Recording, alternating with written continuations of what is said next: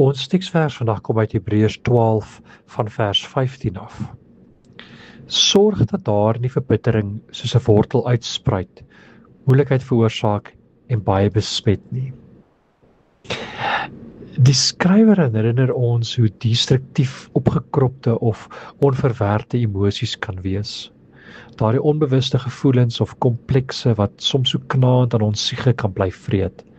Van hierdie emosies is bitterheid waarskynlik die mees vernietigende.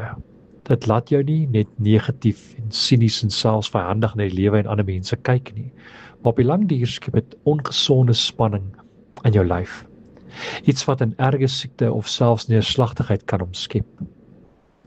As gelowiges moet ons waaksaam bly teen die negatiewe effekte van sulke opgekropte en negatiewe emosies.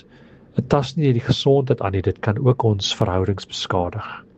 Ek dink dit is om hierdie rede wat die skrywer ons oproep om te sorg dat daar nie 'n wortel van verbittering in ons lewe ontstaan nie. Om dit te help bestry, so die ou geloofsvaders en moeders geglo, het ons 'n geestelike vertroueling nodig. Iemand wat ons kan help om deur 'n oop en eerlike gesprek ons gevoelens te verwoord en so die oorsaak van ons bitterheid beter te verstaan en eerliker daarmee om te gaan.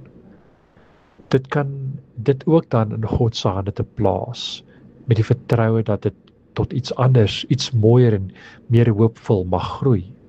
Byna soos by 'n bekende digter wat op 'n keer geskryf het, "Someone I loved once gave me a box full of darkness. It took me years to understand that this too was a gift." Amen.